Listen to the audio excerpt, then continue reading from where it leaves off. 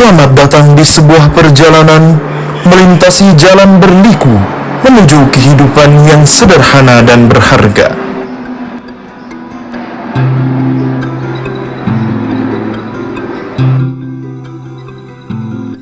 Desa ini bukan hanya sekedar kumpulan rumah-rumah dan jalan-jalan yang sempit.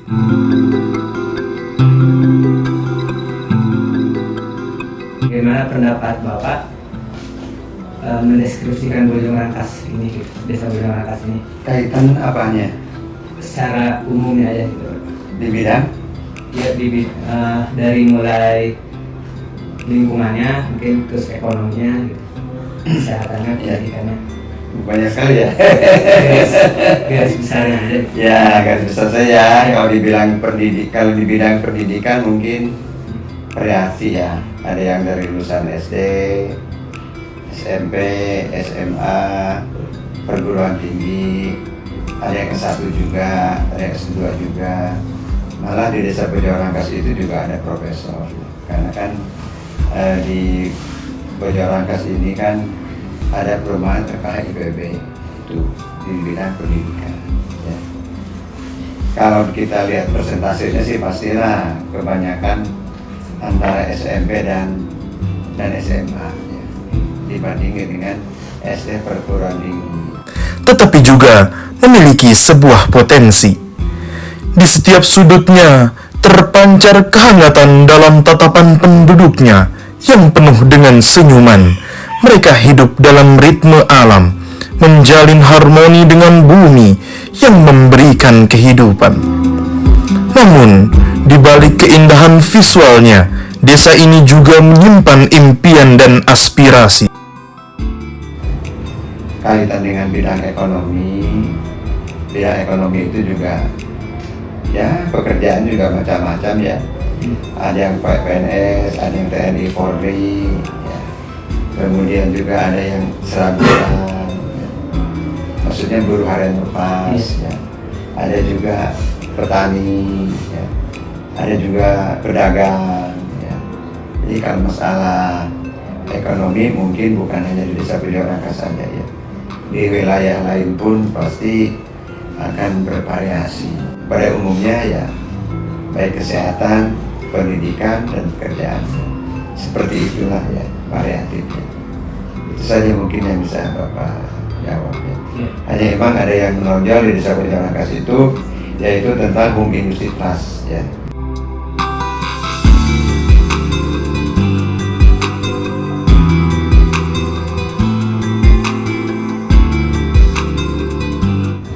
Bapak juga sudah dengar dari warga setempat, ternyata dengan adanya mahasiswa yang KKN di desa Bojong Rangkas, khususnya mahasiswa Universitas Bogor ya, warga merasa senang, merasa bahagia, ya. Anak-anak juga merasa ceria. Melalui lensa yang penuh cinta, mari kita menjelajahi desa ini. Mari kita terlibat dalam kisah perjuangan mereka, membantu mengukir jejak kebaikan, dan belajar bahwa kehidupan sesungguhnya bukan hanya tentang tujuan akhir, melainkan juga tentang setiap detik perjalanan yang kita lewati bersama. Ya, baik, Assalamualaikum warahmatullahi wabarakatuh. Perkenalkan, kami dari kelompok 46 KKN UIK Bogor, Universitas Ibnu Khaldun. Kali ini kami KKN berada di daerah Kecamatan Ciampea, Desa Bojong Rangkas, RT 1, RT 2, RW 5. Kebetulan pada hari ini kami melakukan observasi dan pengamatan bersama pengusaha UMKM, yaitu Bapak Agus. Bapak Agus ini adalah pengusaha UMKM di bidang tas. Adapun produksi tasnya sudah mencakup pemasaran ke wilayah nasional melalui pemasaran offline dan online. Kali ini diskusi kita akan mewawancarai Pak Agus, bagaimana sepak terjang Pak Agus di dunia usaha UMKM tas. Baik, kita mulai saja. Terima kasih Pak Agus. Sama-sama. Perkenalkan, saya Apiki Nanjar dari kelompok 4. Ini adalah ketua KKN kami Bang Rafli. Siap. Baik Pak, saya ingin bertanya ke Pak Agus nih. Bagaimana sih Pak awal mulanya Bapak mempunyai ide untuk menjalankan UMKM di bidang tas ini Pak? Awalnya pertama saya ada ide untuk membangun usaha ini, terutama di profesi tas ini. Awalnya saya lihat di daerah saya, terutama di Desa Bojong Rangkas ini kan hampir 80% ada pengrajin tas. Sedangkan di sini nggak ada pelopor yang bisa merangkul mereka. Banyak di antara mereka yang kerjanya sampai keluar kota. Nah, disitulah saya inisiatif gimana kalau kita bikin satu badan yang sudah ada legalnya dan punya brand sendiri untuk supaya mereka tidak usah keluar kota. Nah, bisa dia kerja di rumah, bisa dekat dengan anak dan istri. Baik. Artinya memang berdasarkan kondisi di wilayah Bojong Rangkas ya, Betul. dan pada akhirnya Pak Agus ini berniat untuk usaha untuk membuka lapangan pekerjaan bagi para masyarakat. Seperti itu. Baik Pak, kalau dari produksi Pak Agus ini ada ciri khas nggak Pak? Ya, ciri khas di saya memang kebetulan saya ada brand ya. Ya. Itu sih. Jadi saya ada brand yang untuk tas lokal ya. Tapi dengan kualitas yang kita pakai kualitas yang premium ya, dengan bahan dan seperti itu. Karena untuk mengangkat brand saya juga kan ya, dengan sehingga kan kalau kita ngangkat brand kita berarti harus pakai kualitas yang bagus gitu kan. Yang model yang lagi hit di pasaran juga, yang mengena gitu ya di masyarakat, terutama untuk saya lebih ke tas fashion cowok ya. Seperti itu. Ya, itu sih. Kayak untuk maksudnya yang detail gitu ya, apa yang saya tonjolkan. Dan saya lebih sering dapat project dari untuk souvenir ya, dari pemerintahan, seperti universitas, itu sih. Artinya Pak Agus sudah melakukan riset pasar dan Betul. berinteraksi langsung dengan pelanggan ya Pak ya. Betul. Selanjutnya nih Pak, kalau produksi tas Pak, apakah hanya ada di Desa Bojong Rangkas atau di wilayah lain pun ada pengetahuan Pak Agus? Untuk dulu, untuk 10 tahun ke belakang memang Bojong Rangkas ciri khasnya. Tapi untuk sekarang sudah hampir semua daerah, terutama di daerah Bogor Barat ya, sudah hampir banyak sekarang produknya. Dan memang untuk awal pencetusnya mungkin Bojong Rangkas. Memang di awal itu adalah ketua-ketuanya yang awalnya dulunya memang dia merintis di Bojong Rangkas itu ada tas.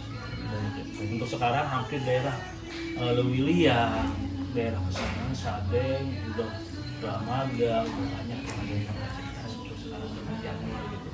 Dan pengrajin itu sekarang tambah banyak. Dan sebisa mungkin saya pun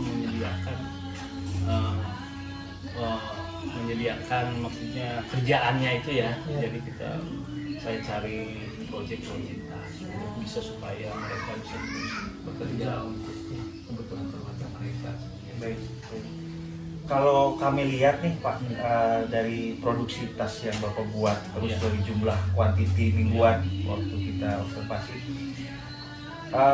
ada berapa sih Pak total jumlah pegawai Bapak dan tersebar di mana saja Pak? Untuk yang stay di sini ada sekitar 12 orang stay di sini. Dan untuk di daerah-daerah seperti saya di Ciampea, saya kan jadi sistemnya saya taruh mesin. Dia punya pengrajin, dia kesini lumayan jauh, ya udah saya di rumah aja saya taruh mesin. Dan dia bantu saya ketika ada kerjaan banyak, dia siap. Untuk pemasarannya Pak, setahu kami kan Bapak melakukan pemasaran itu secara offline dan online. Ya.